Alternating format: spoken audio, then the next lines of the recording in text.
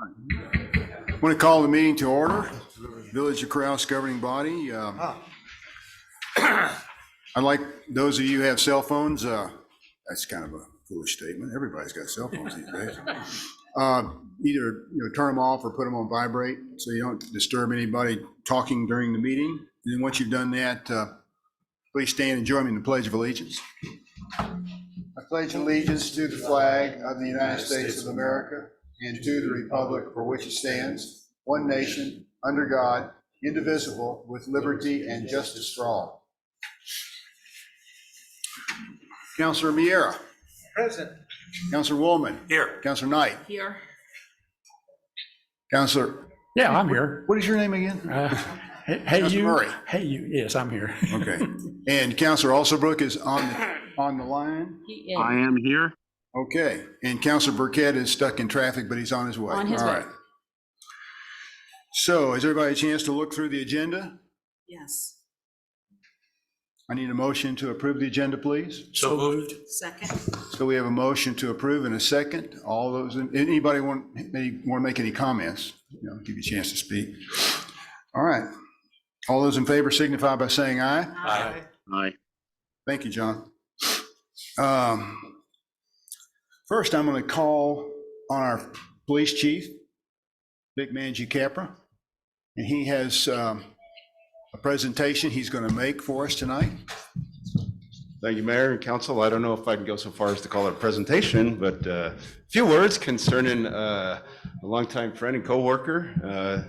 If you don't know who Officer Walt Heaton is, and you live, work, or play in Corrales, then you need to get out more. Okay, that's all there is to it. But I first started here in May of 2000, and it was only May, but I remember it being a very warm day. And the lieutenant at the time, some of you may remember, Mike Dwyer, was our lieutenant at the time, and he got me all squared away with my gear and took me out to the firing range, got me qualified with my sidearm, showed me around a little bit, and then he had some administrative duties to tend to, and so he put me with Officer Heaton for the afternoon. And much like he does to this day, 24 years later, we headed up to the school zone shortly before 3 to help with school traffic. Walt turned his vehicle around and parked right in the sun with me, on the west side, and the sun was, on the opposite side by that time of the day. And like I said, in spite of how comfortable this getup looks, it really isn't. I mean, I don't recommend the blue polyester and the body armor and such for those warm late spring, early summer days. So I decided to reach over and try and turn the air conditioner on, and Walt swatted my hand away. And he looked at me, serious as a heart attack, and said, "We don't use air conditioning." And so I am thinking, what did I get myself into? And, so here we are, Walt going on 38 years here, and all these years later, I've learned to appreciate Walter. I've learned to appreciate his sense of humor. However, I still have to remind him once in a while that we're not allowed to swat the rookies. But in any event, all kidding aside, every time you turn on the television and you see some divide between the police and the public we serve, it's because of what's taken place is exactly opposite of what Walt Heaton does day in and day out. He is the epitome of community policing, and if we had more officers like him across this country, we wouldn't have all the issues that we're currently facing. Walt, from day one, I wasn't here when he started, which was May 3rd of 1986, almost 38 years ago. Last century. Yeah, exactly. I wasn't here then, but I'm good friends with former Chief Tarter and former Chief Vigil, and they've told me some stories that make that last story, like nothing. But in any event, that from day one, he immersed himself into the community. He taught the DARE program at the elementary school for 30 years. He taught the great gang resistance education program as well. You can't go to a special event without seeing him, whether it's the Growers Market or Harvest Festival, the tractor show, Starlight Parade, 4th of July Parade, you name it, and Walt's going to be there. Everybody knows him. Everybody who knows him loves him. It's been an absolute privilege and honor, and continues to be, for me to work side by side with Officer Heaton. I can't tell you how much I've learned from this man. So Walt, thank you for all of your years of service, and we hope for several more.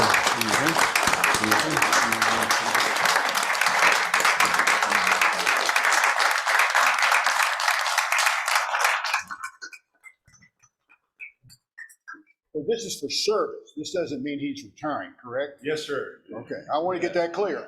This is recognition for all of his dedicated years of service. We are not announcing a retirement. A down payment on the next 37. Yes. Absolutely.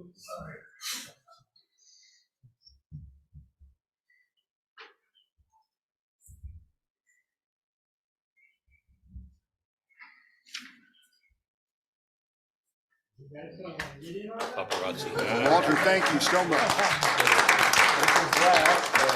Melanie and Sky have been working hard on getting this just right. Very fragile, very beautiful. So, yeah, it is. I think that's the perfect kind. So they have our template now. All right. Can he have this in uniform or? Should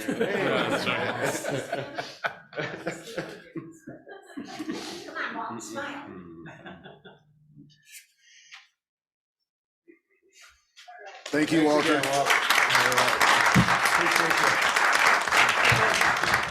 bet. All right. Just a few things. Yeah. Do I get a check? No. I just want to say, for 38 years, this village, I've really taken care of it. It's been my home.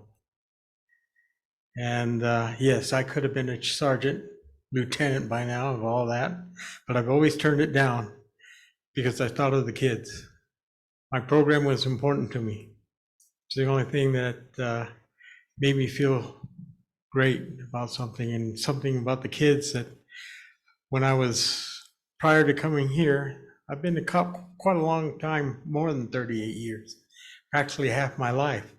I started when I was 19, and that was with the reservations of Laguna and Acoma. It was kind of like when I first started here, I really didn't apply here. It was kind of funny how my application got up to Benji Torres at the time, because I applied for Albuquerque at the time. And apparently somebody from Albuquerque's recruiting office got a hold of Benji, and Benji said he needed officers, and that's how I ended up down here. And I've been here ever since. I've always liked this village. This village has been good to me, and I've been good to them. I try to treat them the best way that I can, be as good of an officer as I can. Apparently, I'm doing a very good job of it. We think so. I've gone through 6 chiefs, and every one of them has been very great. I've enjoyed every one. They've been very helpful, and I've been gone through a lot of officers too, so I'm just glad that you appreciate me so much, and I will do my best to continue to help this village and work with this village as much as possible. And I thank you very much for this little token. Thank you Appreciate very it. much. Thank you.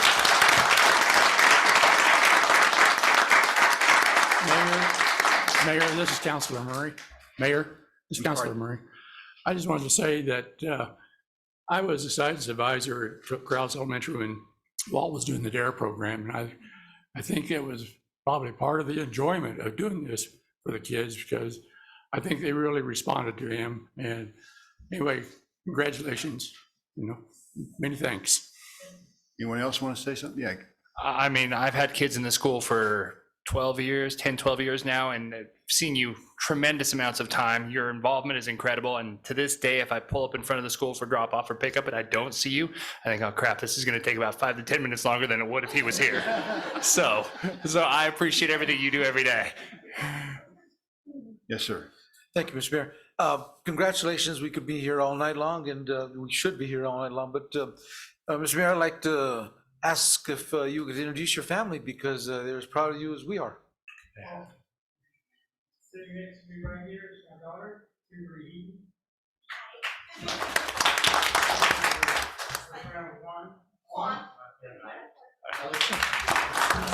This is my son, Jeremy Eaton. And his wife.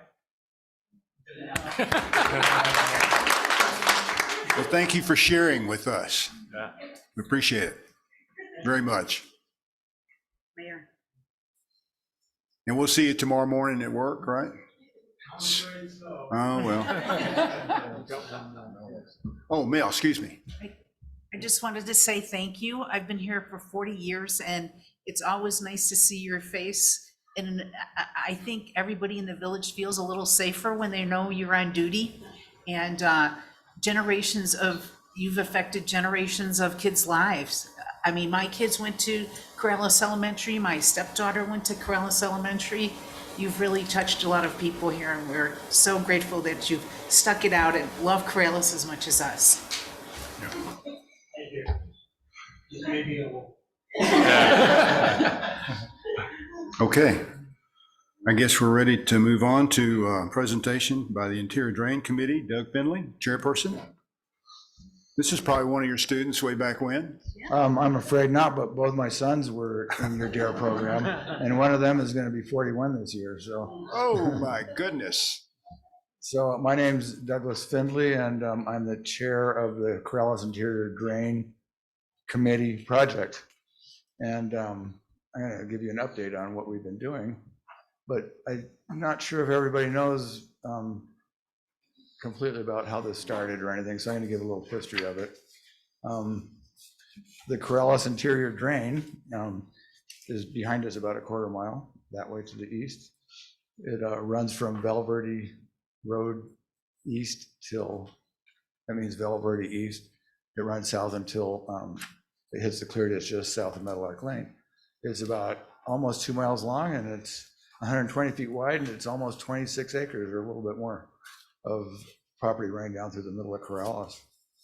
It was created back in the 30s to lower the water table so that the surrounding area would be more agricultural and people could farm better there.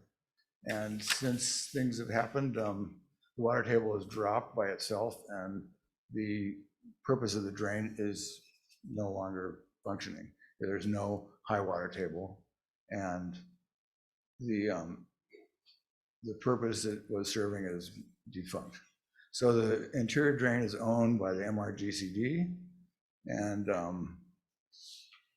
having said that, I've been crossing that ditch for my entire life since going to Sandoval Elementary School, which became Corrales Elementary School. I would cross that ditch 2 times a day at least, unless I went home for lunch, and maybe 4 times.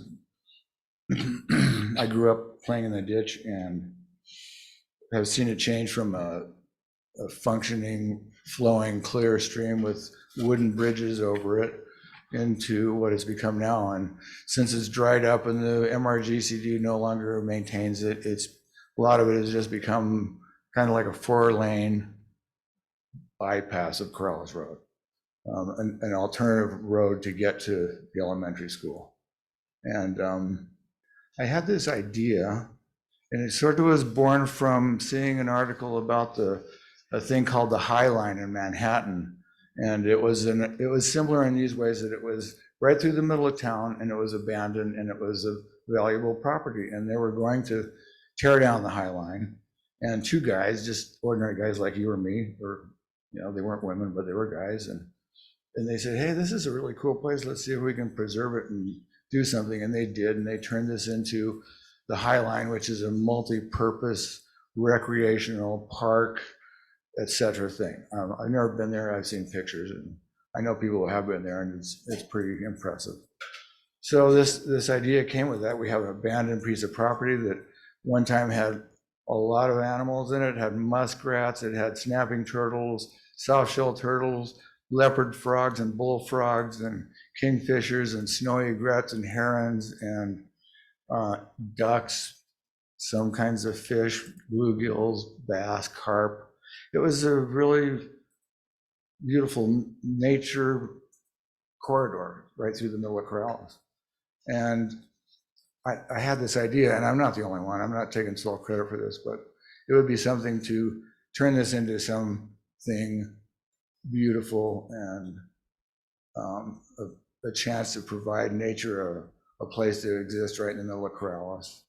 And with this idea, I came with some people that were interested. We came to the village and told them about the idea, and they said, well, this is a really good idea. And they appointed us as a committee, and I met with the then CEO of the MRDCD and met him down at the ditch and told him the idea. And he said, this is a great idea. I think you guys should do that. And we'd be willing to share this land or give the village this land somehow or another. So out of that came a joint power agreement, which hopefully you've had a chance to look at it sometime. It's pretty impressive. They have turned over the control of the interior drain to the village to do as our committee thinks best to do with it, which is, there's a lot of words for it, but we're looking to put a nature corridor, a recreation area, a place, a safe trail for kids to walk to school, to both the Montessori school and elementary school.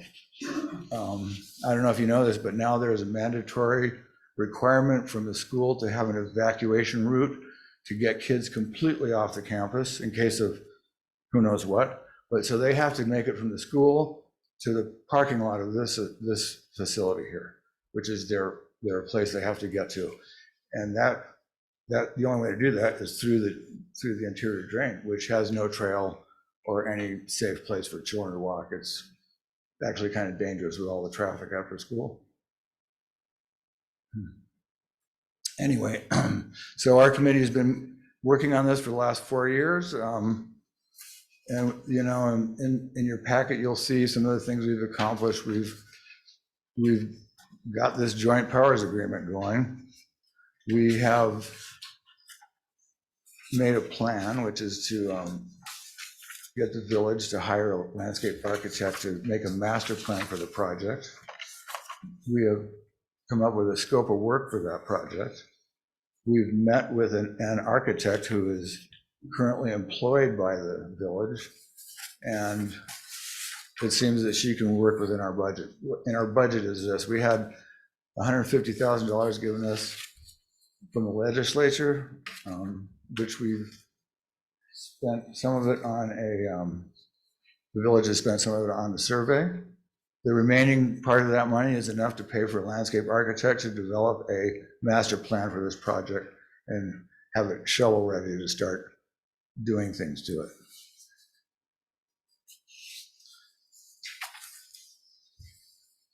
So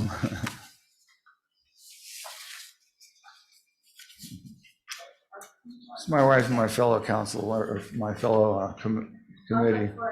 Yeah.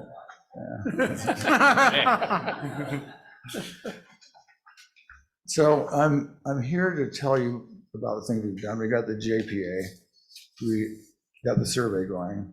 We have a great beginning for a master plan. We need an architect, and I'm here to ask you to help the administration hire the architect. There's one reason it's held up is because we're waiting for the survey to finish. But the architect could actually be doing work already. So I would see if I can get you to encourage the administration to hire the landscape architect. I'm not sure how you do that. If you need to take make a motion, take a vote, do whatever you got to do, but help me get this thing going. Help us get this thing going.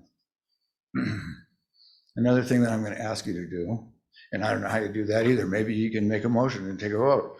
We want to ask you to get the Parks and Recreation Director assigned to be the project manager of this project. I've spoken to him, we've spoken to him, and he's all for it.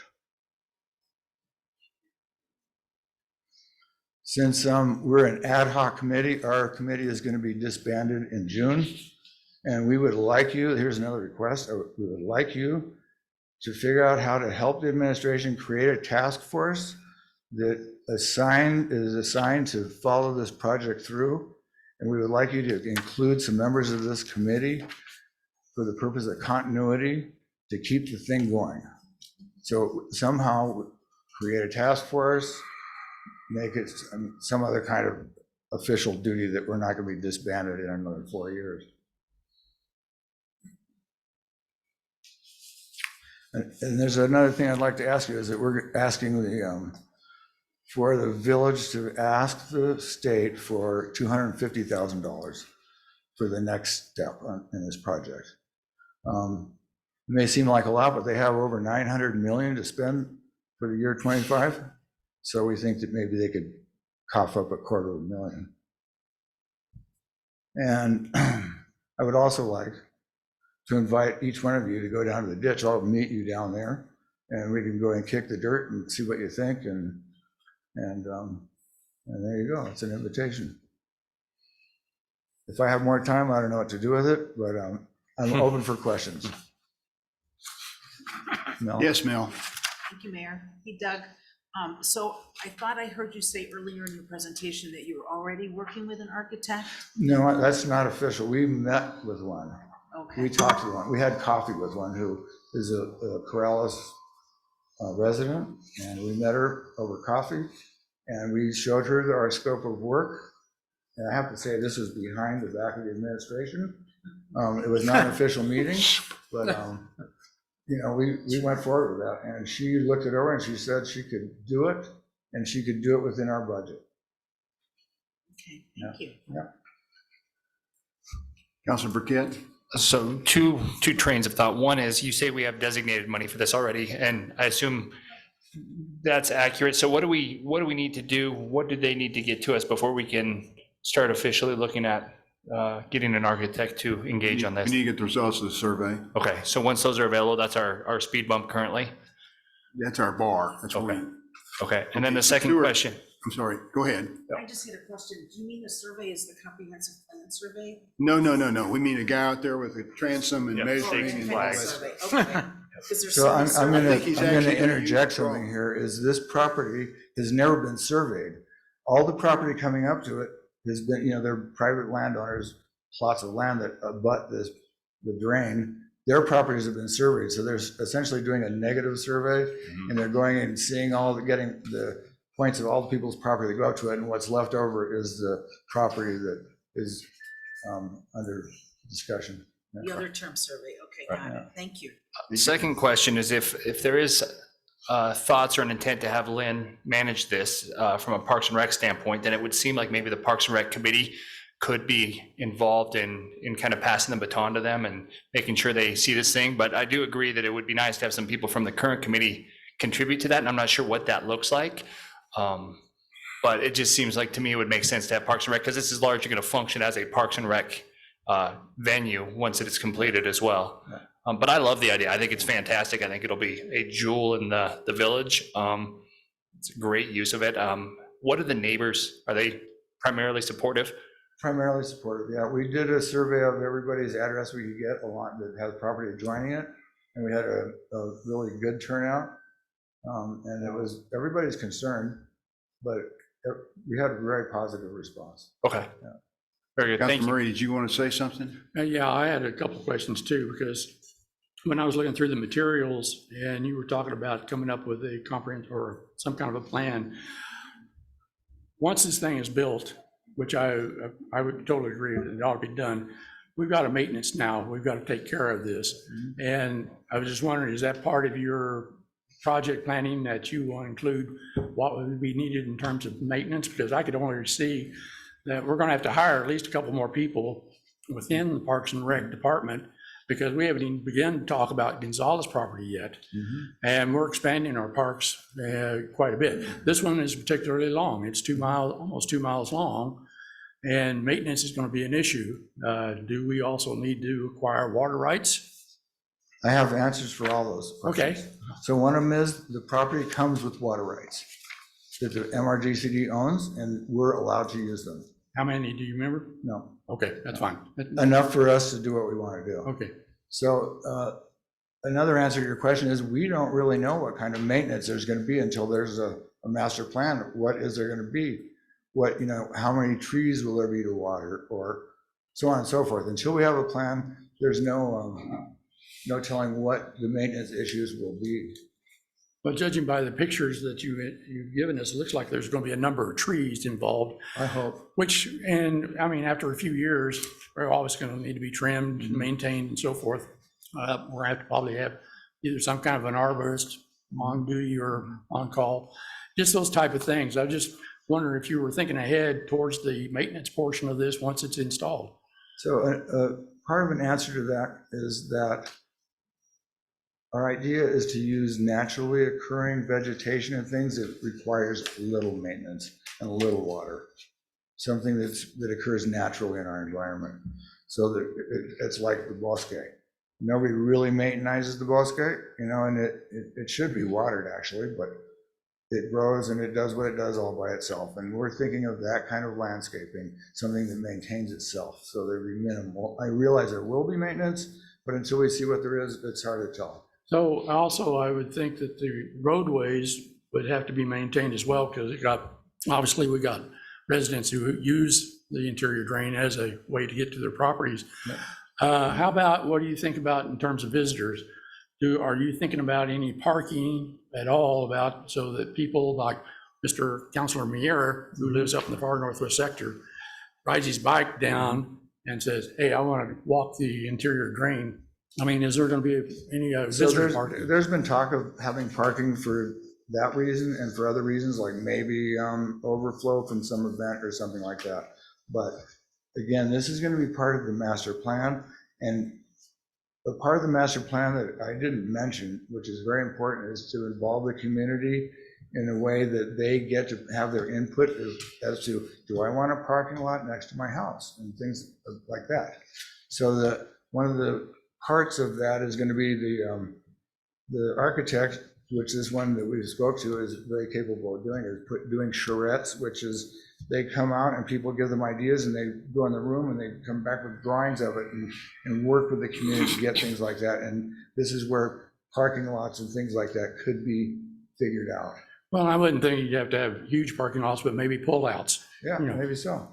So, And all those inputs are what we're looking for. Okay. many of the things that you're talking about will be covered, I believe, when you do a master plan. So, When don't you think? yeah, exactly. I mean, all these questions you're raising, these are things that, Well, people who are accustomed to doing master plans know how to respond to those. And then they'll do the drawings and present them, and then you get more questions. Just trying to plant the seeds of ideas, Yeah. Yeah, no, I think everybody understands that there's going to be some issues. And we believe that Parks and Rec is probably the best place for the lead to be. And then what you do other than that, as far as involvement of the community, I mean, anybody who lives in this community is free to participate in any kind of meeting regarding this drain. In fact, Doug has open meetings. They're by Zoom, but they're available. People can check in and make their comments. So somebody over here was raised. Let me do Mr. Councilor Miera first, and then you.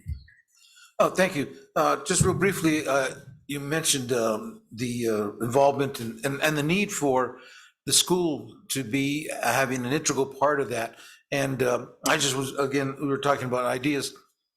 I worked in a similar situation at downtown in the Old Town Elementary, because MGRDC went right through there as well, and they wanted to access some of the ditch. And so in retrospect, actually APS put some money out. So I'm just wondering if we could take a look at that, because they're having to do that across, because they, like you mentioned, they have some new ideas and boundaries that they have to serve. The kids have to get far, far away for whatever reason. And I think we wouldn't mind asking APS if they wouldn't mind being part of this, because they're going to be utilizing that for the. I believe the conversation is ongoing with APS about emergency services, Chief. Would you agree? Yeah, we have discussions with them. So, but I'm saying That will continue. some money wouldn't hurt as well. Somebody So wouldn't I- hurt, but they're going to expand their building, so that may Right. not be readily available. I'd like to mention that education is a important part of this project, and the Corrales Elementary School has been involved in it since the beginning. And we have one of our committee members who works with them and has gotten a couple of things put together, grants put together, using the ditch as a purpose for the grant. Thank you. So it's a part of it. Thank you, Mr. Mayor. We're there. Councilor Wallman. Yes, very quickly. I like the idea of the continuity of continuing the committee after yours disbands, but I also suggest, I didn't see members of the committee in your presentation, but The tree committee that we have here in town, bike and pedestrian, equestrian members, I think also should be on that task force as well. Absolutely. Continuing, Yeah. they may, and I want to congratulate you on your Sunday afternoon open meeting you had. It Oh, was- thank you, It was thank you. packed. Yeah, it was packed, It was yeah. really good Yeah, presentation, yeah. so, Thank thank you. you. Thank you for all your work. Thanks. Anyone else? John, do you have any comments? I do not. I'm good. Okay. Well, we know that. I just wondered if you had comments. No comments. No, sir. Thank you, Doug. Thank you. Okay. We are through presentations now. Oh, this is the administrator's report. If you signed in for Coralano's forum, you can make your comments during Coralano's forum. No, the answer, I gave you that answer. The answer is no. Please sit. I said the answer is no. Please sit. Go ahead. I see what it's done. Again, 2024 is not going to change, is it? 2024 will be the same with this mayor.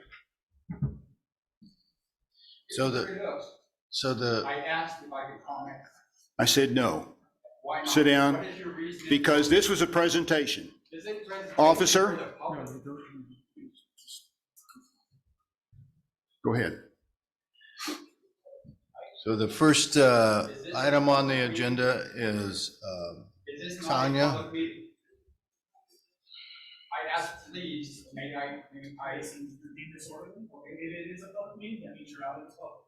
So if you're being disorderly, I will oblige you, I will handle this outside. Okay, please be respectful, be calm. Again, the public has no, but you're in public and you're being disorderly. The public has no right to listen to me, listen. I'm trying to work with you, but you're being disorderly. And that is against the state statute violations of the neighborhood. This is a great to meet you here. Please listen. Okay, relax. It is an issue that's on the agenda. It's on the agenda. Let's go outside. It's on the agenda. Let's go outside. Okay, let's go outside. It's on the agenda for a public meeting. Let's go. It is not on, let's go for a public meeting. Tanya. Are you there? I am here. Thank you, Mayor, Council, Administrator Curry. First meeting of the new year. Wish I had some better news than I'm going to report today. Nationally, hospitalizations as of December 30th, the latest update, have the highest for COVID that they've been since January of 2023, which when we were still under an official pandemic. That's nationwide. New Mexico tends to follow 3 to 4 weeks behind. Our peak was really in November with COVID when we were going up so high, and we slowly started coming down, which is good. I'm just hoping we don't start going back up.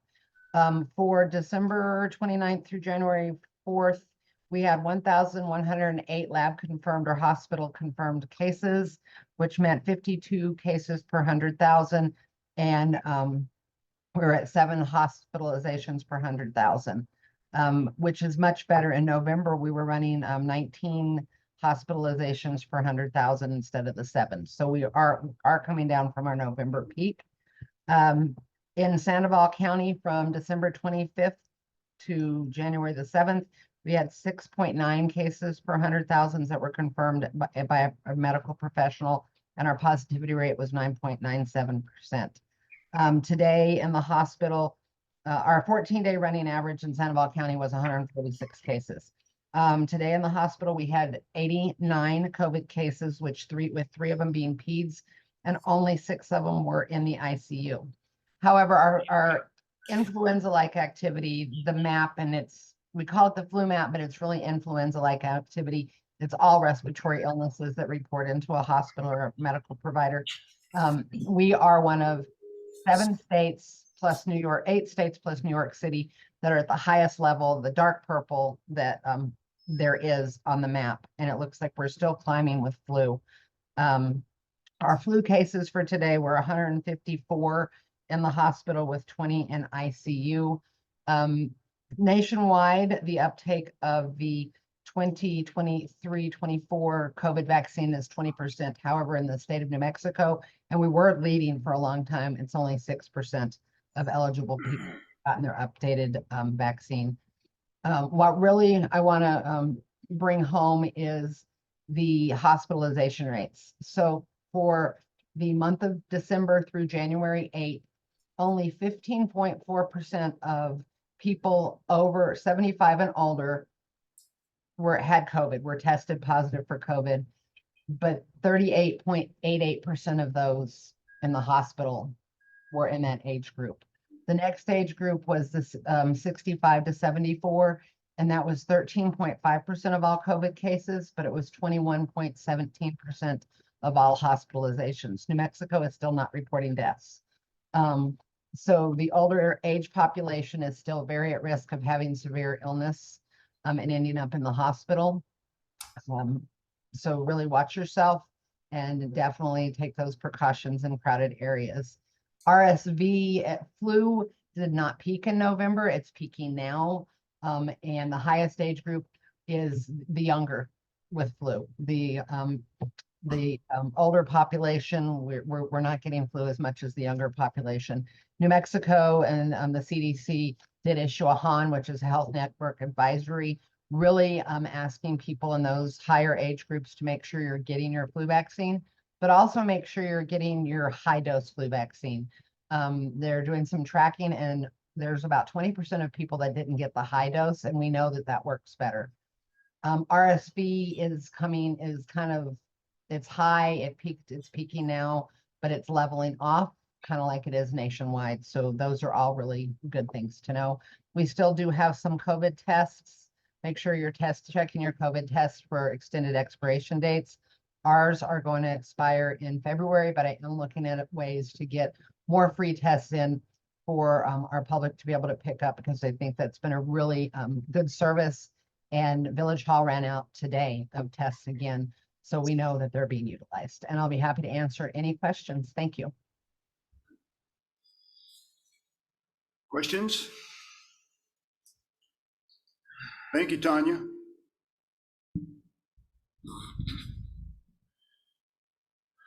So the next thing on the list is that the new gymnasium received a transformer and got it hooked up from the Public Service Company of New Mexico, which is a good thing considering everything that's going on. They've been waiting for several months. And so they have electricity there, which means their scoreboards work and their lights work. And Lynn encourages anybody who wants to come over there and take a quick tour of it with him. There's still some bugs to be worked out as far as the electricity goes and some of the lighting. But sometimes we have a drone that we have for you, but Facility Build hasn't been able to do one on the inside. So Melanie, in her creative best, went over there and strung together an inside video that we're going to just show to you what it looks like on the inside of the gym at this point in time.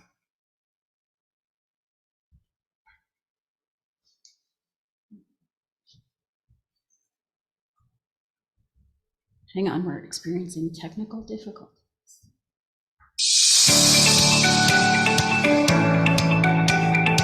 Oh, we have music. Where did you get that music? I downloaded it from my, whatchamacallit, my Adobe Premiere.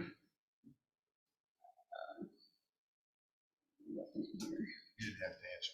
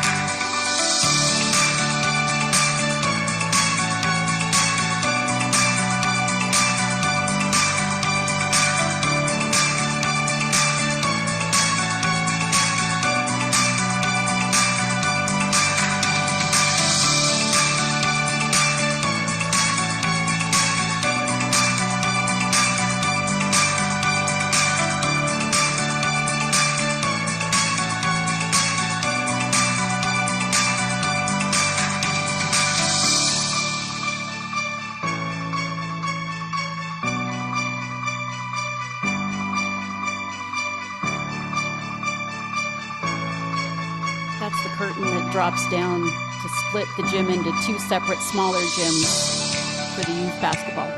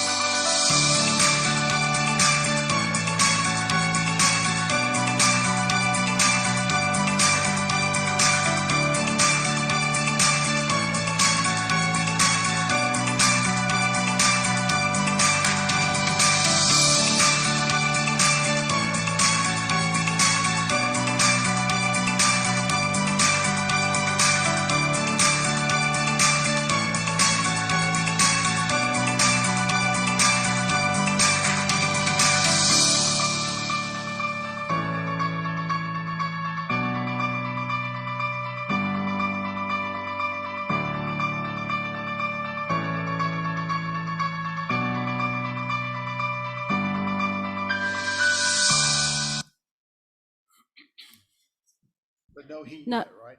there's not heat yet until they get the gas hooked up. But, and by the way, that song is called Business Motivational, if anybody cares. Okay, no, you didn't have to answer. That was more of a rhetorical question.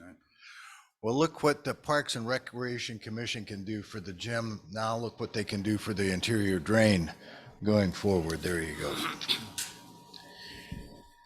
So I have one other item, and I wanted to respond to Councilor Woolman's questions that he had, and I think they're not just his questions. Some of them are universal, and I'll give you the 4 questions that he sent to me regarding the Animal Services building, and then I'll go through some information and see if that answers some of the questions or all of the questions.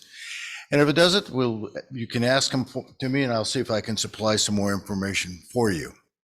The first question he asked in an email to me was, what requirements for occupancy were conveyed to Facility Build by the state when they applied for the permits?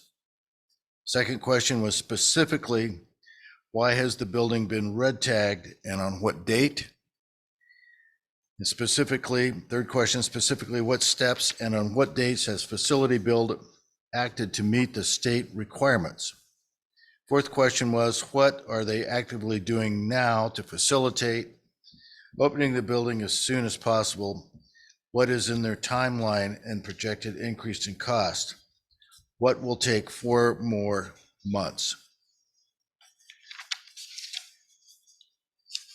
So let me see if I can supply some more information.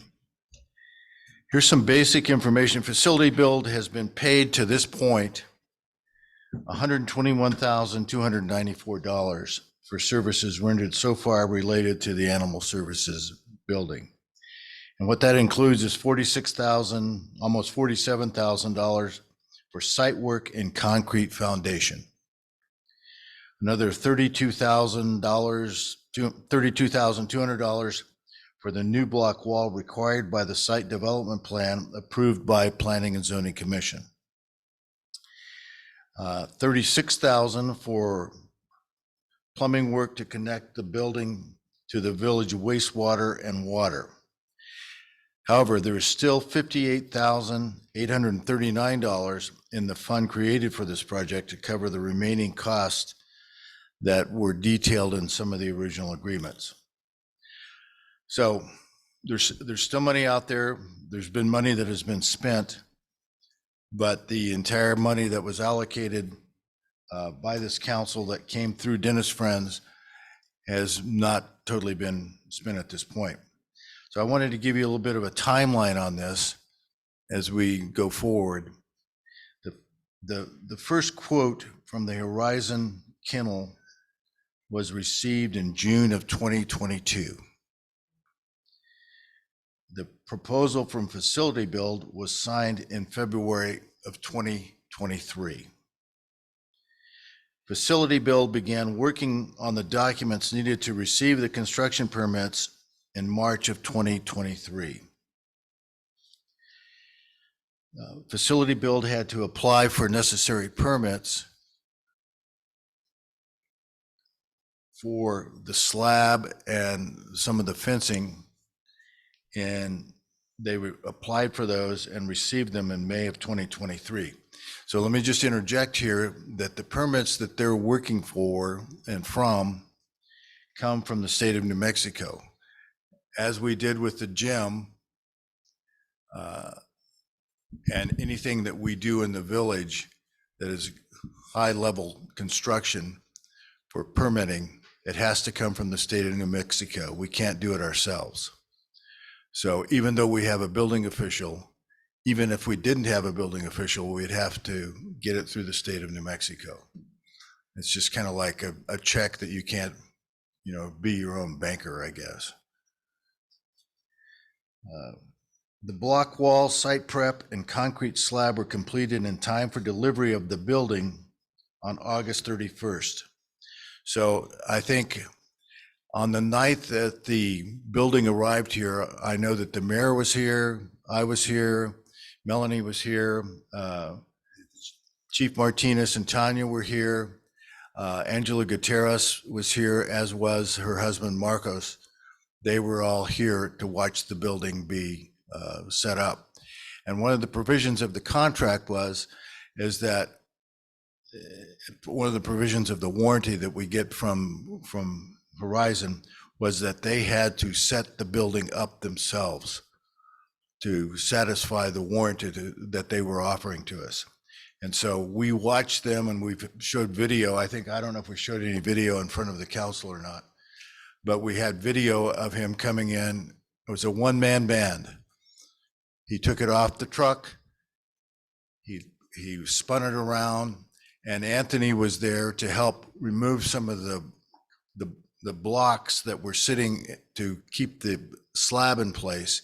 And so he helped pull those out. And once those were pulled out, he was able to, what I thought was, it was really a kind of a spectacular event that they put on when he took this building off the truck with one piece of equipment, took it down, spun it around, and got it leveled onto the concrete slab. And that occurred on August 31st. And we were out there watching it, and it took probably a total of maybe a little over an hour for him to offload it off the truck and put it on the slab. So it was quite remarkable, I think. And so then it was there and on August 31st, and then Facility Build called Sunset Mechanical, which has done a lot of their work over the years as a subcontractor for Facility Build, to come in and start the plumbing. Well, the building was red tagged by the plumbing inspector on September 29th of 2023, because while inspecting the connection outside the building, the inspector stated he needed to view the interior of the building to verify that the plumbing inside building met code. It did not. Thus, the project was red tagged and all the site work had to be stopped. And it very clearly states on the red tag that, basically don't remove this red tag under penalty of law. And so everything stopped. And so one of the things that we have investigated that we will continue, I suspect, to work forward with Randy on this, is that the state of New Mexico, through the Regulations and Licensing Department,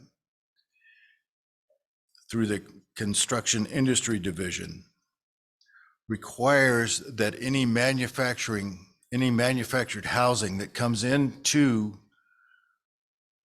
any place in New Mexico has to meet certain requirements, and they have to be approved by the Construction and Industry Division through the Regulation and Licensing Department. What we have discovered, and to verify that also, there's also an International Building Code, which is a minimum code that is across the entire United States that comes with when it's certified by a manufacturer, it comes with a plate that is put in the building to certify that it meets certain basic codes.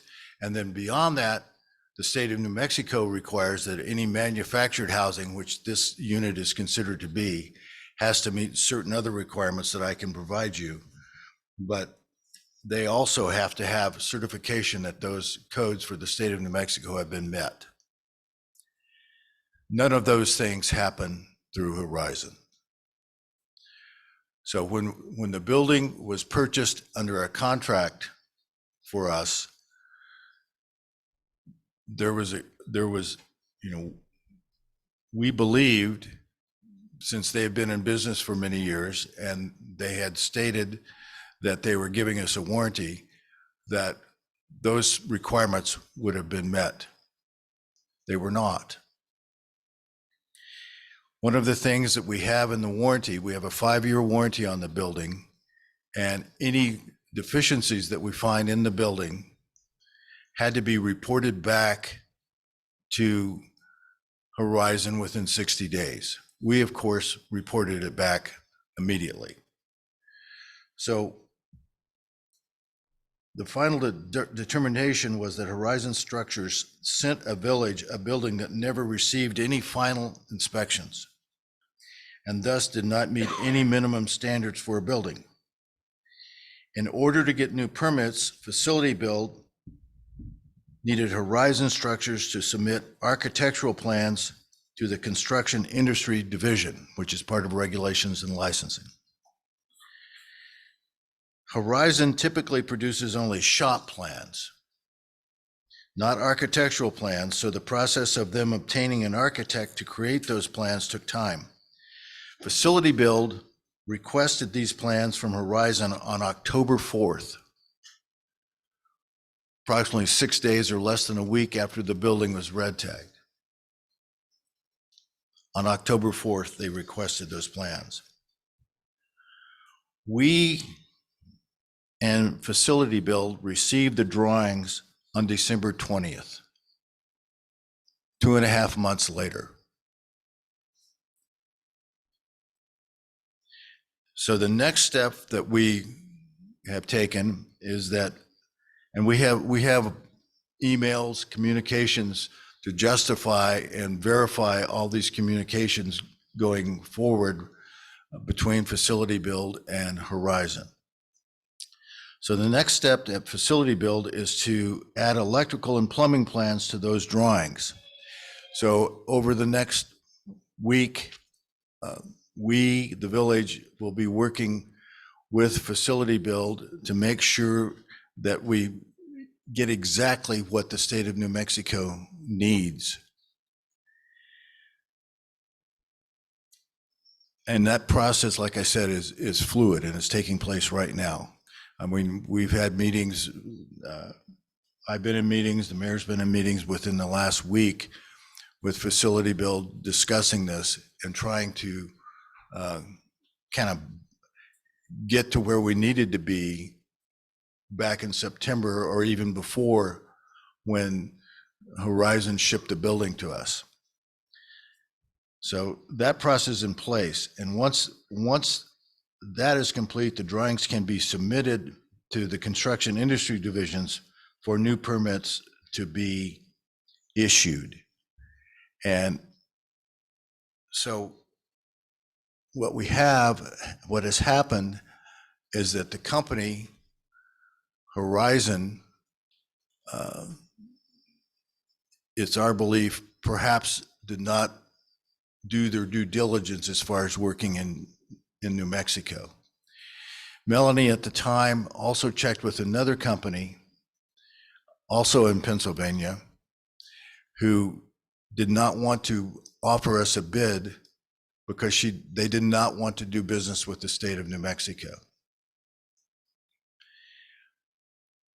I think it's important to note that Horizon has sent us this drawing, sent these drawings to us, and they've been stamped by a New Mexico architect engineer.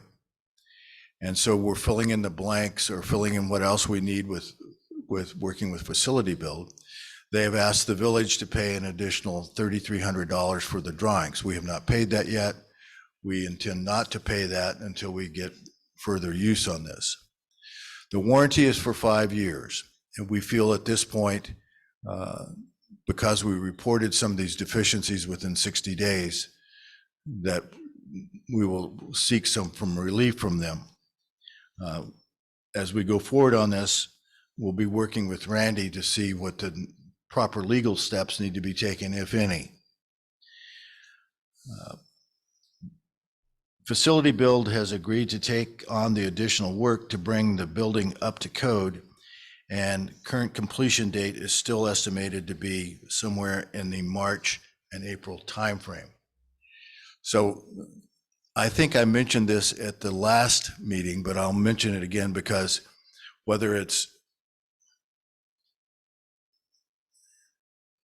objective or not, it's still something that took place, and it's important for everyone to be aware of. So there was a meeting that took place between the state of New Mexico and the Construction Industry Division and one of their chief inspectors, Facility Build, and Horizon.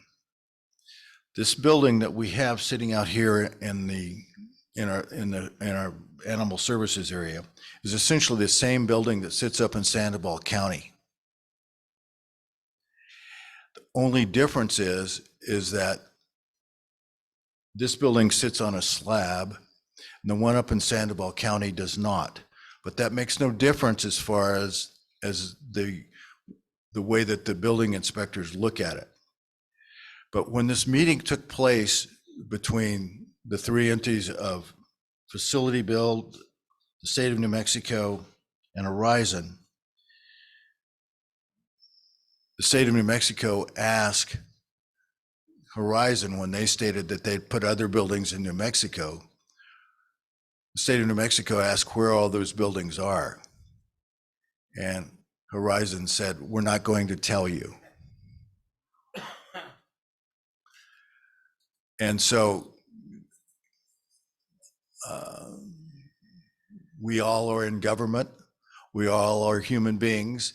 And so there was a situation there where there was some tension created because of the unwillingness for Horizon to come forward with the further information to the state of New Mexico. Regulators don't like to be pushed around the block. I heard that somewhere. Yeah, so, but we are working to get this building finished, and we are working to get the drawings through the state of New Mexico. We will use every resource available, every contact that we have available with the people in the Regulation and Licensing Department and the Construction Industry Division to make it happen. When and if we have to use the services of Randy Audio, we will do that as well to protect the financial needs of the village. But at this point, those are the facts as we know them. Those are the circumstances as we know them.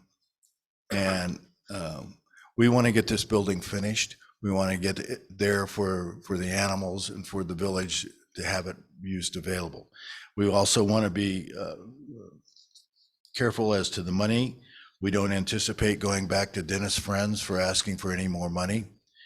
We still have to get the building finished on the inside and with the particular plumbing and mechanical issues that we have to resolve so that we can stucco it so it matches the requirements that the village has, so that it looks like the other buildings in the village.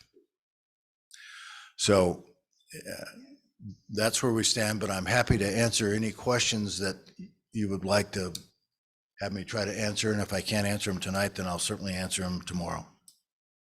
Councilor Knight? Thank you. It was very detailed and understandable to layman's terms, for me at least. The only thing I wanted to ask was, so the estimated costs,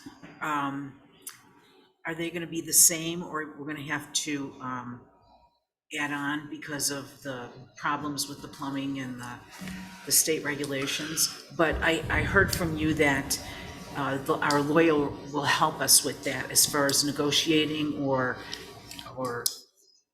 talking about increased prices and things like that, costs. I anticipate, Counselor, there will be increased costs because some of the things that we have to do to the building are labor intensive.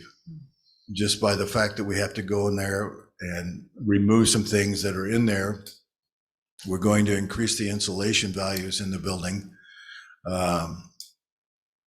to a much higher level than they are.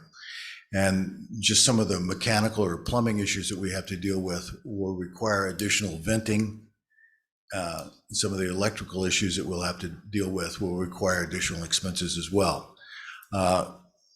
Our approach to this is that we're going to be working closely with Facility Build, and they are going to be using the drawings that have been provided to us and approved by the state of New Mexico that we got from the company. I want to get the building finished. We want to get the building finished, but we also want to make sure that the village doesn't take a financial hit for something that we don't believe was necessarily our fault. That's when I would ask Randy to get involved. And, you know, I talk to Randy frequently, and if we need help negotiating all this way through, then we'll get it. But at this point, even on a situation where we have the $3,300 that is due to Horizon for the drawings, we are not paying that invoice at this time, but we do anticipate increased cost. Okay, thank you. Councilor Woolman, did you have a question? Yeah, first of all, thank you very much. It would have been helpful had we gotten this along the way, but I very much appreciate you responding to my email and questions. I'm a little surprised that the requirements for an animal services building is the same as a mobile home. But is that the case in terms of electrical, plumbing, insulation, all those things? It's basically classified as manufactured housing. Manufactured housing. Basically a house, Yeah. just like you'd live in. Yeah. And If I may, Mayor. Oh, excuse me. Real quick, just to be clear, what manufactured buildings are is essentially assembled at a different site, but they still have to meet all of the primary building code requirements, and commercial is actually more stringent than residential for all types of buildings because of the of use of the building. So it's unfortunate situation, but it's not surprising that those requirements have to be met. It doesn't matter who's living in the building. The what? It doesn't matter who's living in the building. Or what it's used for. Or what If it's going used to be lived in, or if it's going to be used for commercial purposes. Oh, okay. Councilor Murray. Thank you, Mayor, councilors. My understanding too is that our current design where we had 4 pens for dogs doesn't meet state requirements for the area needed for servicing those dogs. And then we're gonna have to reduce the number of pens. Is that correct? Haven't heard that. Did you? no, I have not heard that. No. Is there, I presume there are state requirements for housing animals and requiring a certain amount of area? There are. I should have brought them with me, but there are certain dimensions, sizes, not specified in terms of square inches or anything, but in terms of how large dogs can stretch out and have enough room, those kinds of things. So there are requirements, and I'm not sure these pens are going to meet that. But it's not total volume. It's the cages, correct? It's the cages. That's correct. Yes, we knew that the cages had to be a certain size, but there's no guideline as far as I'm aware about the total volume that you allow for animals. I mean, other than the size of each cage. Well, I mean, the size of the cages is what I was in. Yes. We're going to have to reduce the number we have from. No, not as I'm aware. Okay. Now, that's going to be redrawn. And we've suggested maybe redrawing the area where the cats are, since we're going to have to redraw some of those, but we're not going to make a big deal out of that because I've been told that that can be taken care of while it's being reconstructed. But now, once it's approved, once everything is signed on the dotted line, we can move forward. They're planning on, finishing the job. Okay.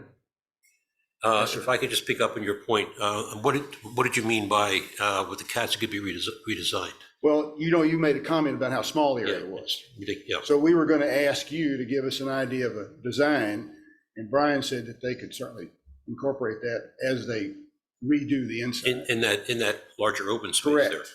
Okay. Take down places that we don't need. I think Melanie did you say something about we could leave that area open? Anyway, if you Okay. drew a little diagram, I think at one time you talked about doing that, and that would certainly be acceptable. Okay.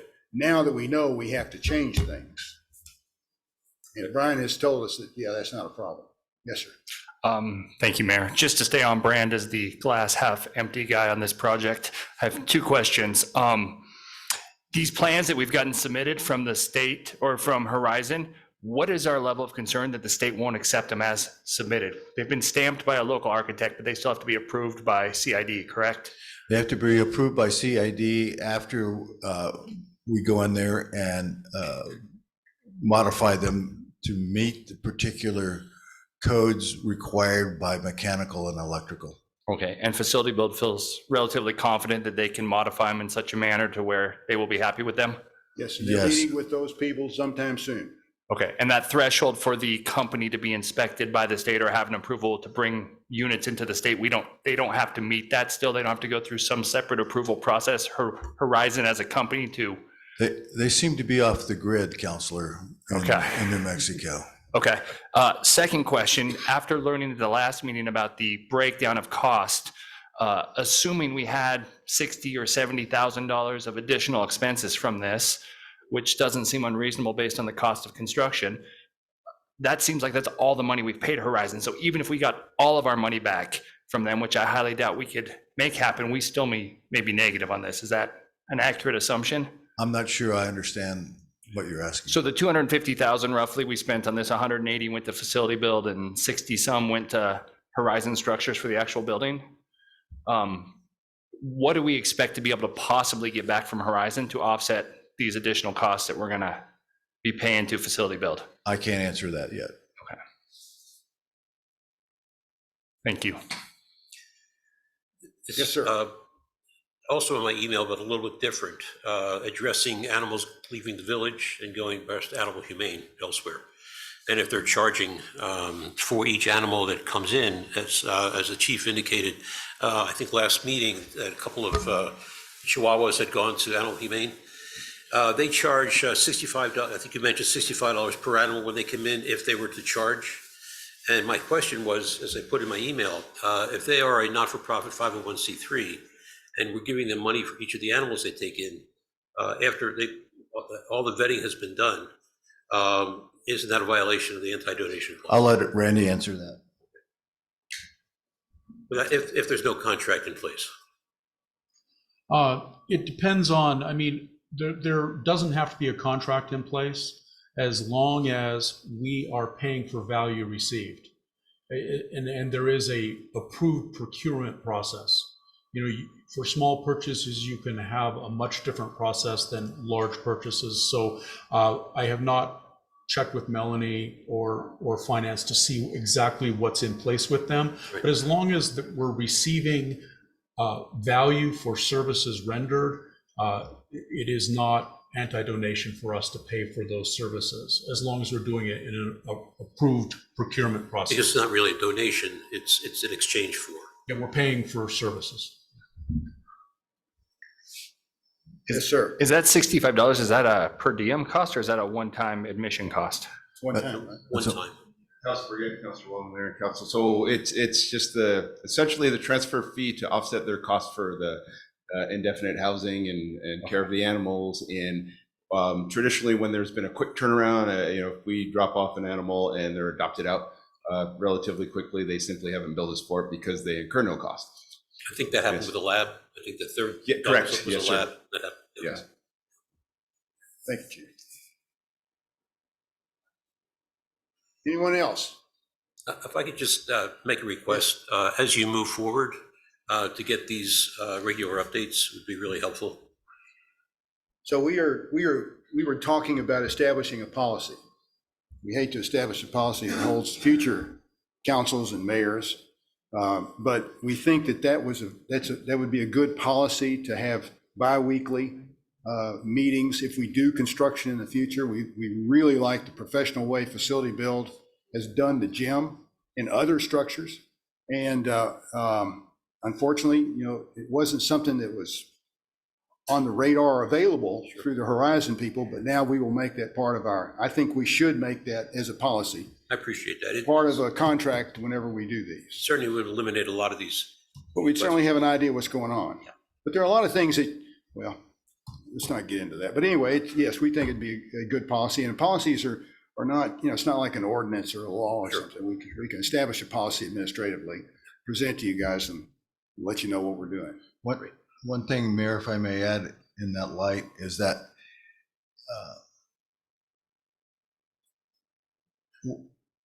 the times that I've been involved with Facility Build, I think the first one was on the addition to the fire department. And one of the things that has been impressive to me is that they insist on either bi-weekly or weekly meetings throughout the process. And sometimes you start out at a project and you start on weekly meetings and then they get put to bi-weekly meetings. And the reason for that is exactly your point, is you don't want somebody going down the wrong avenue and then having to pay money to get them to go down a different avenue. No, they don't want that either. And that process took place at the fire department. That process took place at the P&Z building. That process took place at the administrative remodel. That process took place at the gymnasium. And specifically at the gymnasium, it made a big difference early on because Lynn was literally fit to be tied, as he spent many moments in my office describing to me why he was fit to be tied on various issues. But it was the bi-weekly or the weekly meetings that straightened out that problem, and it sets a marker. So when we purchased this manufactured housing from out of state, those bi-weekly or those weekly meetings never occurred until such time as the building arrived here. And then we started having them with Facility Build at that time. But to your point, to the mayor's point, if we'd have been able to have those things, we would have been able to at least ask Horizon, we made the assumption, and I don't like to use that word necessarily, but you have a business that's been around for 20 or 30 years working across the United States with a reputation. I just noticed today that Melanie provided me with something that they're now working with the General Services Division of the United States government. And we had the example of Sandoval County. Yeah. Which was a terrific building, and delivered, opened, in use, and it's been fine. So, But it may not really be a terrific building based upon the inspections. You don't know where the deficiencies are. I mean, it looks great and it works great, but if it's inspected, we don't know what'll show up, and we're not gonna get into that. That's not our. Didn't Sandoval County have to go through the same process? We don't know. We didn't ask. Yeah. We didn't tell. Don't ask, don't tell. Yeah. Yes, sir. Councilman. Mayor, thank you. If we're done with the animal services, I'd like to kind of change directions a little bit. Can we talk about Cabazon and their construction project that's going on right now? You can talk about it during council's forum. Yes, sir. Well, I mean, yeah, but that's not for response. That's not for dialogue. Well, the village administrator is trying to finish his report, Okay. and, if you don't mind, unless you want to talk about that. Is that part of your report? No, I don't have anything to add to it. I don't know if Michael's on the line. Michael up If I there? could just interrupt for a minute, I just want to thank you very much again for really the due diligence in responding to this. Really appreciate it. Okay, well, I can wait till councilor's forum if that's what. Well, it's right now. Okay. Go ahead. One second, Mayor. Oh, Could I have 1 minute? Yes, sir, one. Adding on to Raw, I just want to introduce someone. Mr. Oh, Ken yes, Tager yes. is here. He's of my office. He's been with my office for a few months now. He is as gray a hair as I am, but he has a tremendous amount of experience in local government work. He worked 15 years for the city of Rio Rancho, and he is a Coraleños, and he will be coming and helping you guys out frequently. We'll be tag teaming with the rest of my team, but I mean, he will be a familiar face, and you're in good hands. We just appreciate working with you, and we just wanted to go hire somebody that lived here, so it would be even better. So, Unfortunately, he doesn't have any clout with DOT, though. Actually, I do know the deputy general counsel for rights of way. Well, we may need to. There you go. There you go. Yeah, it's not an easy department to deal with. Okay, all right. Okay, Counselor Murray, Counselor's Forum. Thank you. So I've got a couple, three things I wanted to talk about. And these two that I'm going to get right off the bat are real quick. When we redo our ICIP, I want to add to that a cover for the top floor Maria, a metal roof structure of some kind to be open on 4 sides. I think we could, it would benefit the village to do something like that, and we can put that on the ICIP. The other question I have too is the MOU. Do we have an MOU with the DOT about signs that allow us to, as a village, to remove portable signage that shows up on the side of streets? These little portable things that pop up between Ex Novo and the grocery store, they are, I mean, they're there temporarily and then they're taken down when the business closes. But according to our ordinances, they're not allowed. So I'm just curious, do we have a MOU with DOT that allows us to remove those signs? I doubt it. Okay, is that something we can negotiate with them? We can ask. Okay, now, thank you. Now for the big one is the Cabazon project. I appreciate that it's being done and it's needed it for a long time. I'm curious about lane striping because when I went up Sagebrush the other day, I noticed they only had center striping, no striping on the edges of the pavement. Are we going to have something similar to that on Cabazon, or are we going to have striping that we find on Corrales Road in Loma Larga? The striping on Cabazon is my understanding, because there's going to be a pathway, there will be a stripe on both sides. Okay. The problem with the sides striping is if the roads are too narrow and Michael doesn't have enough road width. Is Michael on? He is. Michael, could you tell us the issue, tell us about Cabazon striping and then when you do or don't stripe? Okay, Mayor, councilors. So Cabazon, because we're gonna have a bike path, so we will have the striping on the sides to separate it and the lanes and the side striping. Some of our other roads, they're just too narrow to be able to put the side striping. Some are even too narrow to put a double center line. I've turned in the information on those estimates that I had given you guys with the list of which ones can be striped double, single, side stripes, and so on.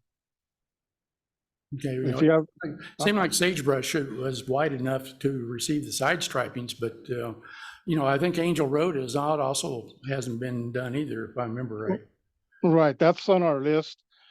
Sagebrush right now, we're reconstructing it all the way from Loma Larga up to the new bike trail. So that will also have a pathway. So what we're gonna do is the striping on that, and we'll catch the lower section when we do that. Okay, that was mainly what I was working towards, because I know I asked about the crosswalk, about moving it, and Melanie came back and said that we need to get the master trail plan done, among other things, in order so we can move that crosswalk and make it efficient. One of my residents that lives on Cabazon said she really appreciated the barriers or the lane dividers there at the intersection of Corrales Road and Cabazon. She said, it was so nice to have those out, but I can see the signs or the flags are back in that they're going to reinstall those. But there's a sign right there. It's attached to the pole where the crosswalk is. you couldn't get around that safely if you wanted to, but it's on the right of way of DOT. So that's why I was asking about the MOU. Okay. Well, ask again if we don't get it done. Only thing, yes, ma'am. Yeah, I usually go once a month to the Rio Metro Transportation Board, but it was canceled for January. But I did get a message from Barbara Thomas, who's the office manager for the Mid-Region Council of Governments. And she was saying they're getting rid of some black and beige file cabinets. And she needs to know if anybody would like to use them. I didn't know if what we have as far as furniture for the new, the building across the street, the Wells Fargo? Yeah, the Wells Fargo. So if you need them, I have her number, and she needs to know by Friday. Thank you. Thank you. Any other counselor want to make a comment or ask a question or discuss something that's not on the agenda? Okay, next is Carlino's Forum. This section is for informational purposes only, not for discussion and debate, to inform the governing body of an issue or concern that would not be addressed on the agenda during the business session. There's the 3-minute time limit. Melanie, you have a list? Yep, up first is Mr. Kurt Flora. And if you could state your name and address for the record, you will have 3 minutes. Thank you, counselors. I won't say thank you to the corruption over here, but thank you, counselors.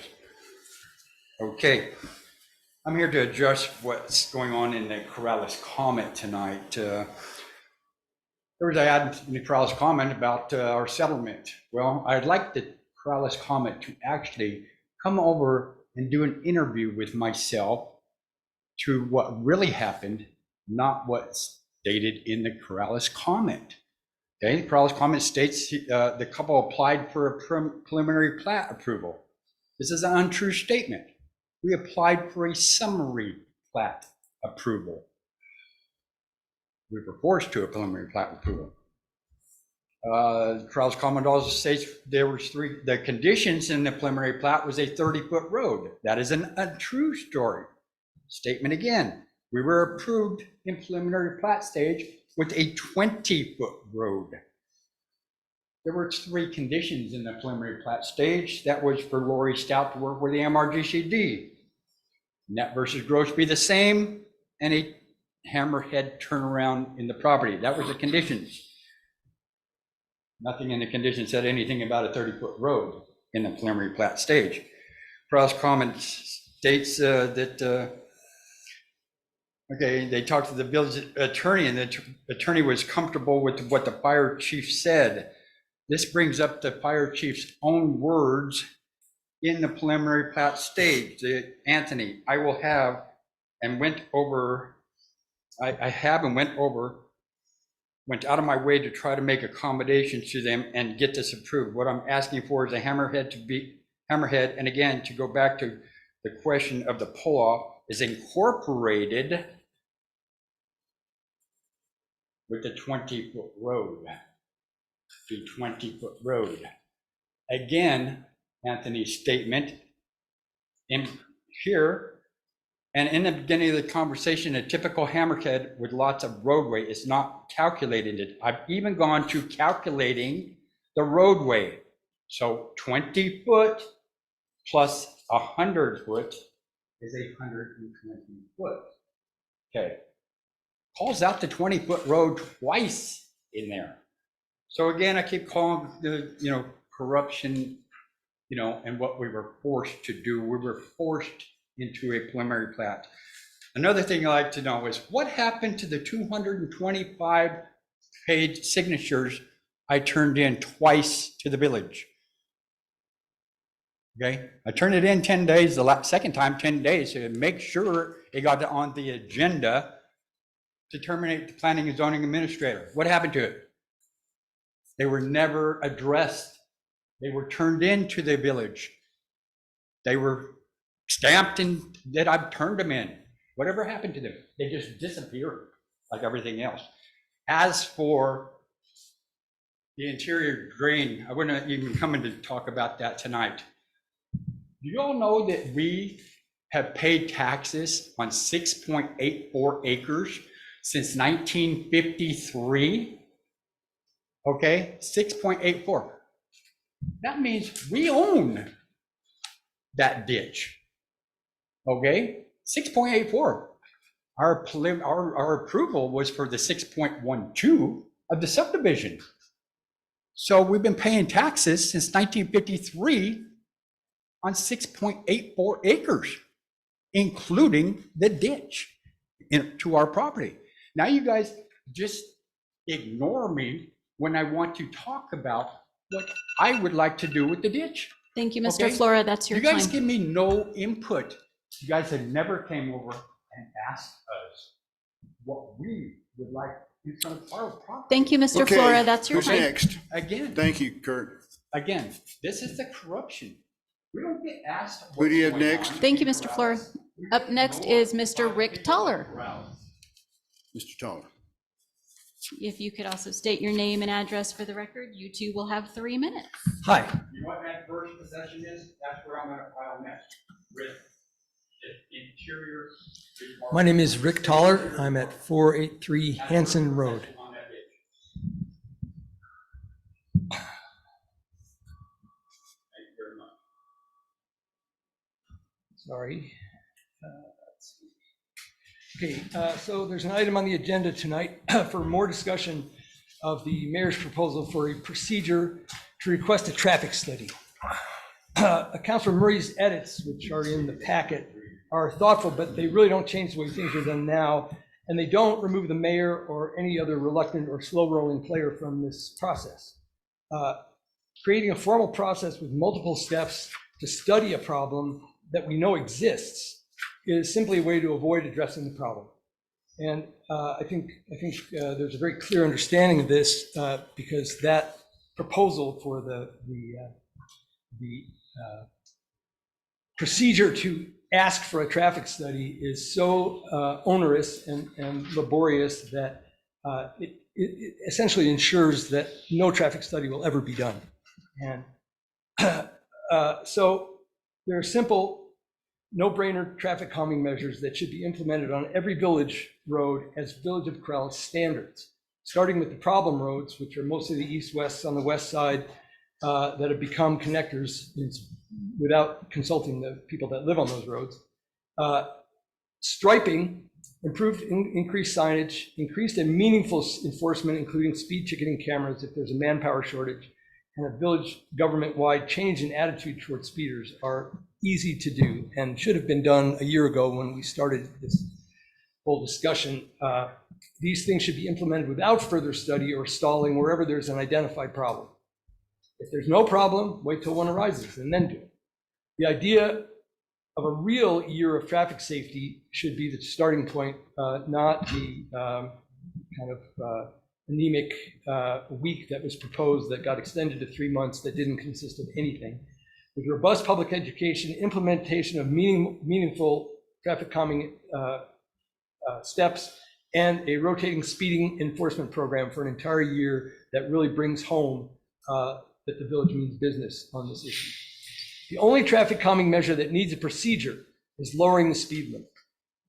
The only reason that it needs a procedure is that there's an extremely vague and one-line traffic state statute that requires a traffic engineering study if a locale wants to change the speed limit on a road. This procedure should be dead simple. If a village councilor or a village employee identifies a speed limit problem, they should be able to request a formal traffic engineering study, period. The results of the study should be acted on immediately unless 60% of the people on the road oppose the change, not make 60% of the people come out just to request the study. If you make it any more complicated than that, you're playing the delay game and kicking the problem down the road, and you should not be allowing this as the governing bodies. I urge you to throw that entire resolution out rather than just modify it and make it a little bit less. Thank you. That's it. That's it?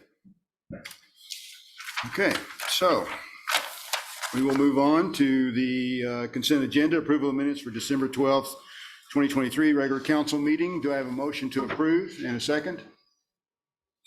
So moved. We approve. So I have a motion to approve and a second. Any discussion at all? All those in favor signify by saying aye. Aye. New business conference, oh, yes. I need a motion to confirm Ron Curry reappointment as village administrator. So moved. I have a motion. Do I have a second? Second. And a second. Mr. Curry, would you like to make a campaign speech? No, I'm just kidding. I'm kidding. I'm kidding. All those in favor signify by saying aye. Aye. Opposed? Okay, Mr. Curry, you've got 2 more years? 4. 4 terms. Oh, boy, you're optimistic. Oh, man. Okay, let's move on to the chief, Victor Manji-Capra. Yes, sir. So moved. Okay, I got a motion to confirm Second. and a second. All those in favor signify by saying aye. Aye. Okay, therefore you have 2 more years, sir.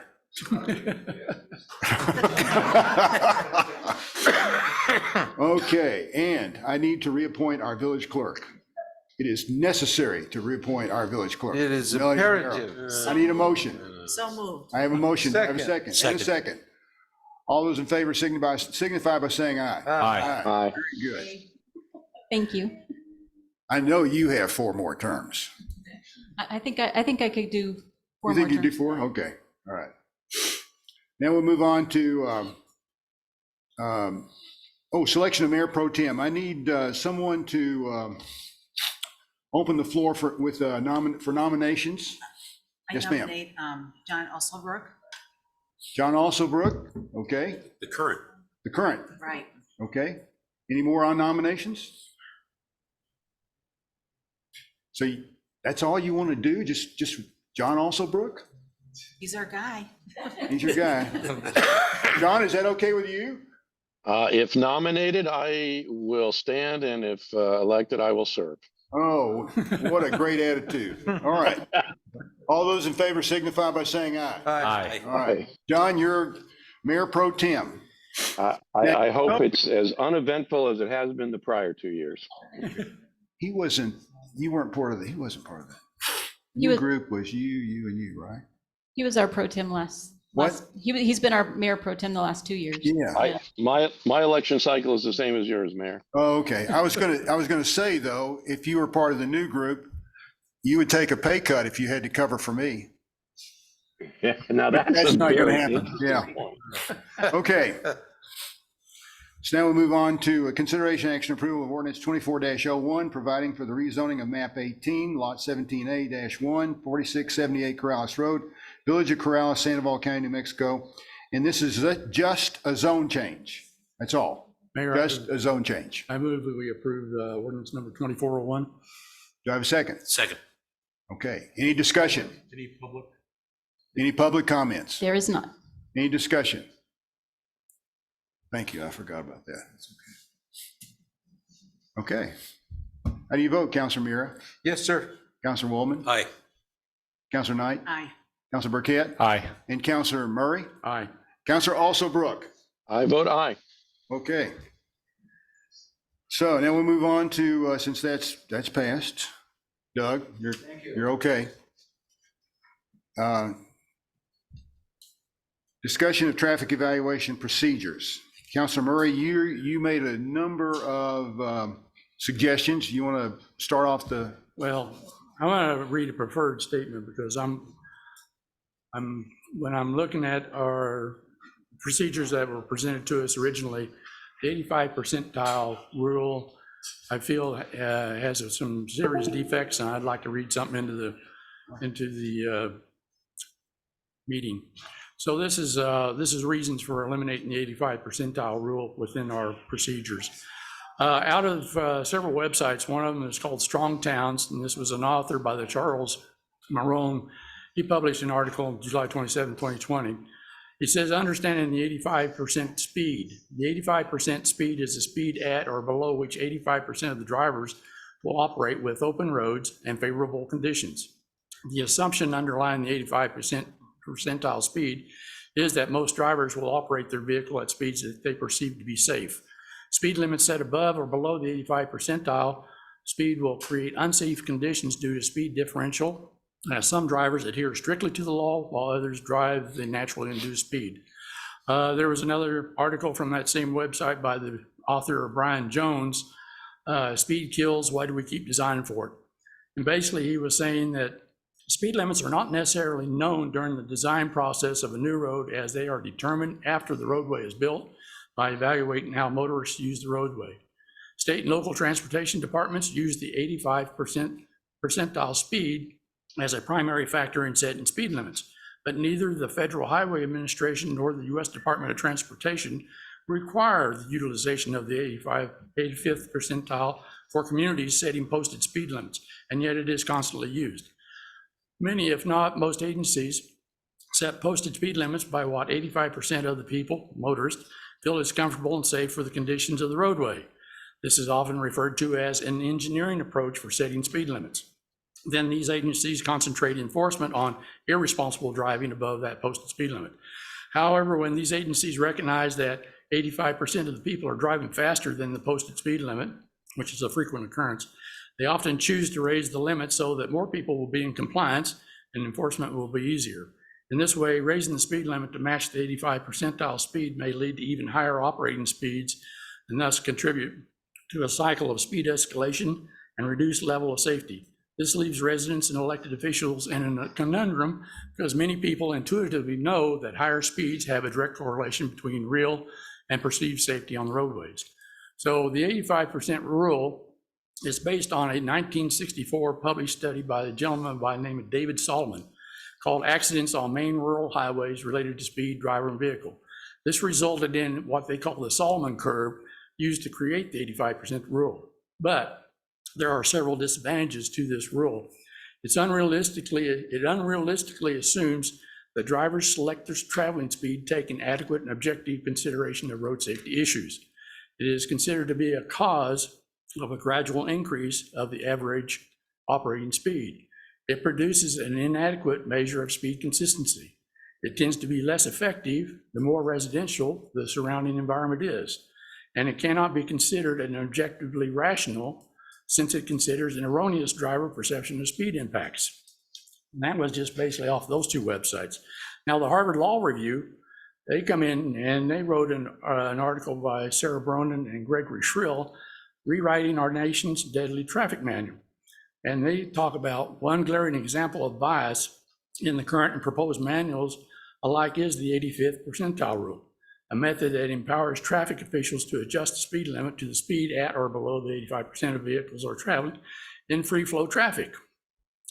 If as few as 15% of the drivers are driving faster than the current posted speed limit, for example, in light traffic, then this method would counsel raising the speed limit to legalize the conduct of that minority, even if doing so would be reckless. The 85th percentile rule does not merely favor driving over other forms of mobility. It delegates the interpretation of the law to the subset of drivers who are violating it most aggressively. Worse, as detailed more fully in the section 3.a, it erases the entrance of anyone who is not driving. And this 3.a is out of the Federal Highway Administration Manual.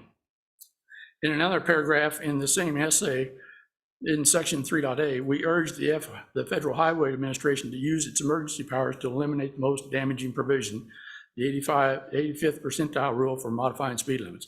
If not completely, then at least in urban and suburban settings. As I read earlier, the Federal Highway Manual favors maximizing vehicle throughput as a key measure of effectiveness. It does not favor the non-drivers. And then out of the National Association of City Transportation Officials, they had an article called Designed to Fail. And basically they were saying percentile-based speed limit setting methods fail at keeping people safe because they set a permanently moving target based on current human behavior, not safety. Two issues are at play. First, percentile-based models are designed to respond to extremes. When enough people drive faster than the set percentile, the model rewards them by instructing traffic engineers to increase the posted speeds. Second, people decide how fast to drive based on both the street's design and cues such as posted speed and other driver speeds. And then lastly, out of the Institute of Transportation Engineers, this was out of their, what they call the resources, setting speed limits. The 85th percentile speed may be determined to be an operated speed, may be considered in determining the safe design speed, or as a factor in setting a target speed. However, Other factors may need to be considered when determining the safe operating speed. Some transportation professionals are also considering other approaches, such as expert systems, safe system, and possibly a 50 percentile data point for safe urban streets. Ideally, the operating speed should be close to the speed limit. And they use 3 methods for setting speed limits, which is the engineering approach I mentioned earlier, a 2-step process where a base speed limit is set according to the 85th percentile, the design speed of the road, and other conditions. Rather, an expert systems approach, this is done by a computer program that uses knowledge and inference procedures that simulate the judgment behavior of speed limit experts. And typically, this system contains a knowledge base containing accumulated knowledge and a set of rules for applying the knowledge to other particular situations. Lastly, they say the safe systems approach emphasizes that some degree of roadway user error will always occur, and that such errors should not result in a fatality or serious injury. In the safe system approach, the primary criterion in the safety of all road users, including pedestrians and bicyclists, who are more vulnerable to injury and death when hit by a vehicle.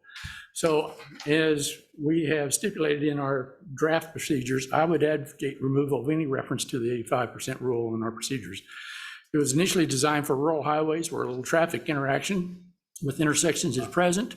I'll be the first to acknowledge that the above information is extracted to make my point. I do not understand this administration's reluctance to put speed limits over the safety of our residents. Law and Trotted should be a priority, just like one of our destinations is the public library for our children and adults, and whether they drive or walk. Law and Trotted does not favor the safety of our village pedestrians, equestrians, and bicyclists. And in both drafts, I recognize that both drafts need a lot of work tonight to allow the health, wealth, and safety we as a government body are required to protect within the village. And then I have one other question I need to ask the mayor. When you were on council and Loma Larga's speed limit was reduced, did you have a traffic study done?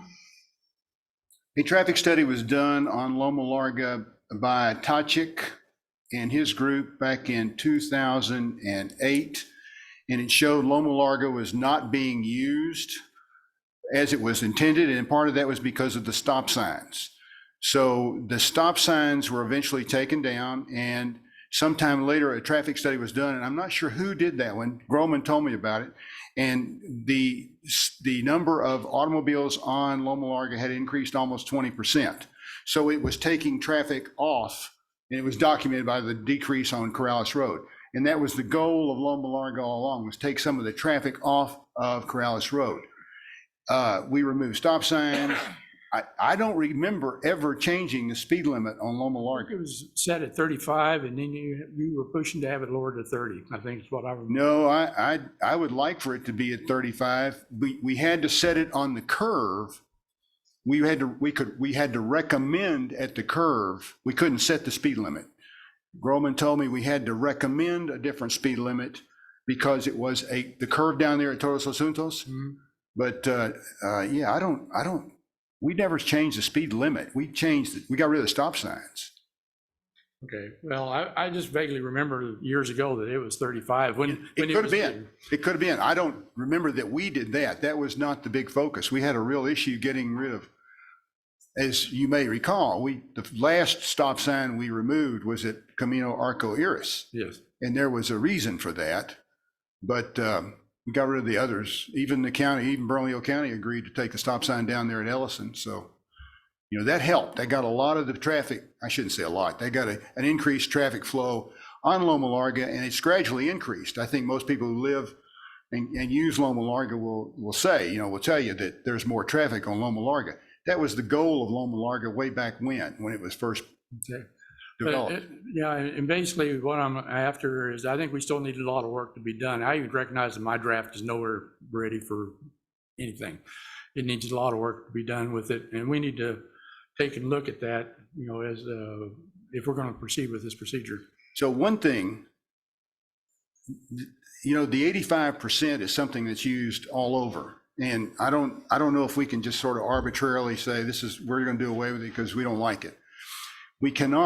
I cannot arbitrarily change speed limits.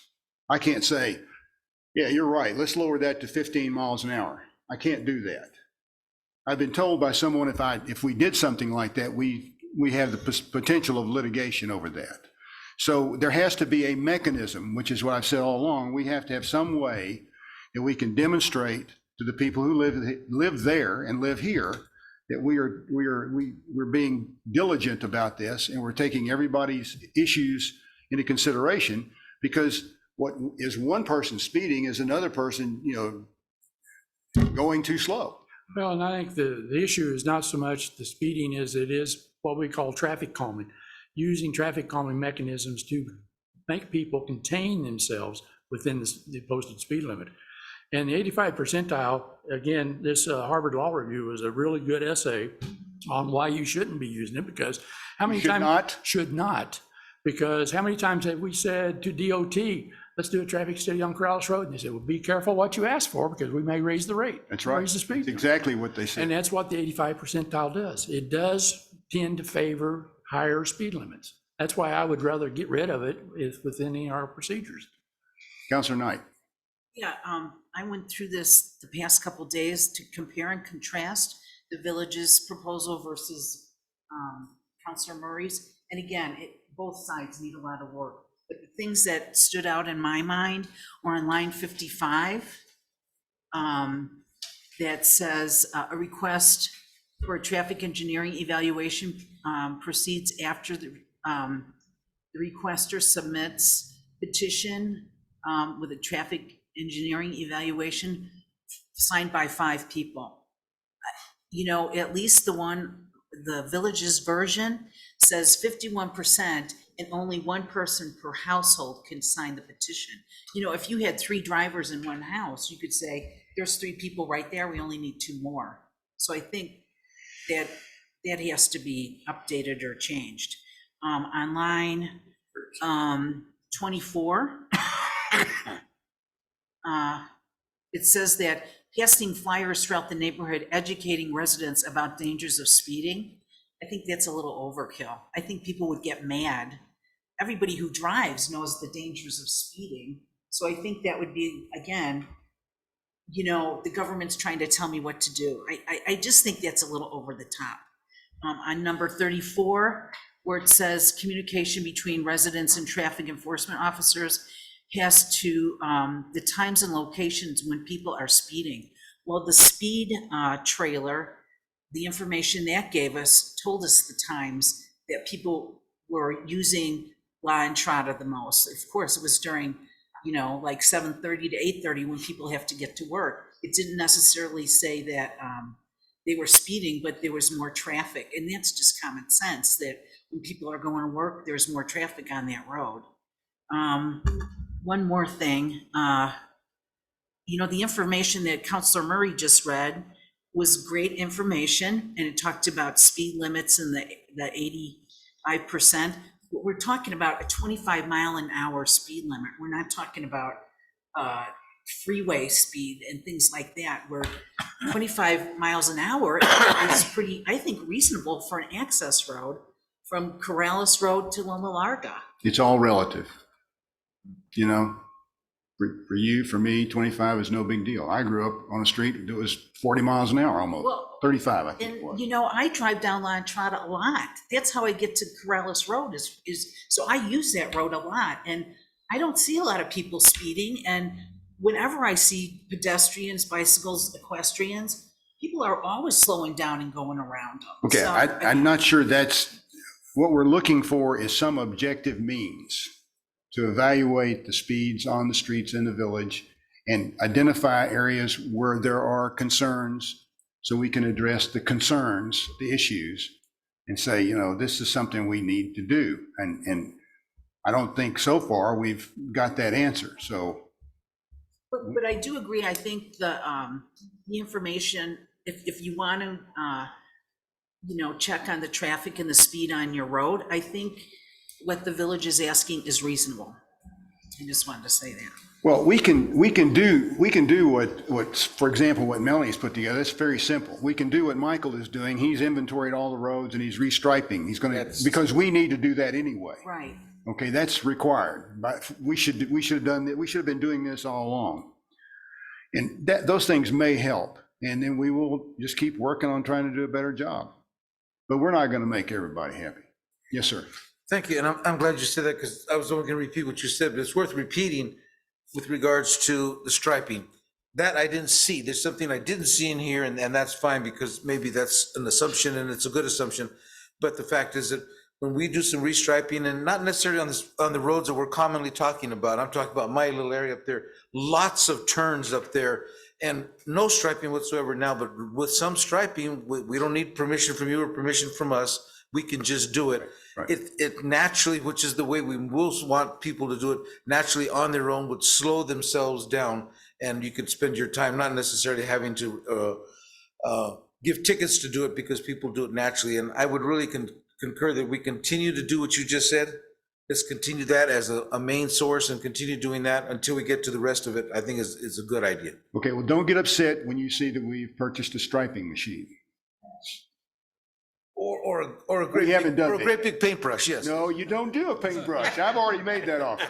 You know, and I just wanted to bring one thing up. When I've talked to Michael about striping the road and things we could do to do calming things for the road, you know, he was saying that, you know, some of these roads that we're asking about too need to be repaved. So you can't do the striping and then, Right. you know, repave over it, and then you have to do it again.